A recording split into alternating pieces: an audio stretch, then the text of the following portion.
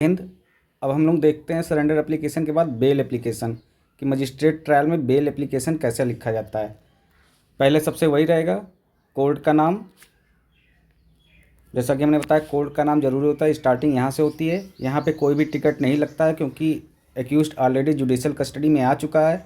यहाँ पे वही नाम बनाम लिखेंगे, फौजदारी वाद संख्या, धारा जो लगा, थाना, जिला, मुकदमा, अपराध संख्या, जो भी एफआईआर नंबर रहेगा वो लिखेंगे। उसके बाद जो यहाँ पे हेडिंग पड़ेगी जमानत प्रार्थना पत्र पड़ेगी। उसके बाद ड्राफ्टिंग यहाँ से महोदय यह की स्टार्ट होगा। ये लिखने का तरीका होता है यह की। प्रार्थी निर्दोष है, मात्र कारगुजारी दिखाने हेतु अभियुक्त बना दिया गया है। दूसरा पॉइंट ये रहेगा कि प्राथमिकी काफ़ी विलंब से दर्ज कराई गई है। अगर कुछ थोड़ी ही देर से विलंब मतलब थोड़ा भी देर अगर प्राथमिकी घटना के समय से और सूचना देने में अगर थोड़ी सी भी देर है तो उसको काफ़ी विलंब ही लिखा जाएगा। यहाँ पे यह कि तथाकथित घटना का कोई पब्लिक गवाह नहीं है। जो गवाह बताए गए हैं वादी के मेल मिलाप हैं कि जो घटना है, जो प्राथमिकी दर्ज कराई गई है वो बनावटी दर्ज कराई गई है।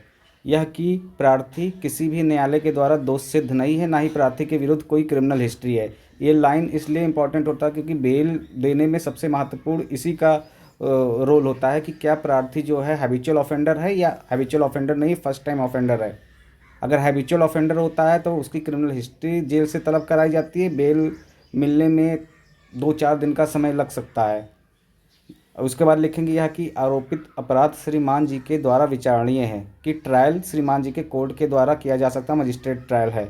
यह कि प्रार्थी अपने जमानत मुचलके का भविष्य में कभी भी दुरुपयोग नहीं करेगा। ये लाइन इसलिए लिखा जाता है क्योंकि इसमें अंडरटेकिंग भी इंक्लूड हो जाता है कि जो जमानत मुचलका जो हम दे रहे हैं, जो उसके कंडीशंस हैं, हम भविष्य में जब तक कि ट्रायल चलेगा, जब तक कि केस का डिस्पोजल नहीं हो जाता, तब तक हम उसके जो प्रोविजंस हैं उसका वायलेशन नहीं करेंगे।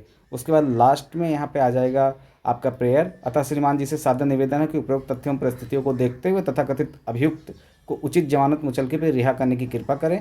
यहाँ पे प्रार्थी जो अभियुक्त का नाम है, जितने लोगों का कर रहे हैं उसका नाम हो जाएगा, और जो उसका रेसिडेंस हो गया, फादर नेम हो गया, उसके बाद डेट डाल देंगे, यहाँ पे साइन हो जाएगा। बस यही सिंपल सी ड्राफ्टिंग के फॉर्मेट है। यही पॉइंट आप नोट कर लीजिए, हर बेल में यही आप लगा दिया करिएगा। बहुत आसानी से बेल होता है, सिर्फ बोलना यही रहता है मजिस्ट्रेट के सामने, सर बेलेबल ऑफेंस है, बेल के लिए निवेदन है, हमने एक्यूज्ड को सरेंडर कर दिया है। सिंपल सा ये बोलना रहता है। कई लोगों का डाउट रहता है, वो आज हमने क्लियर कर दिया इस ड्राफ्ट के माध्यम से। धन्यवाद।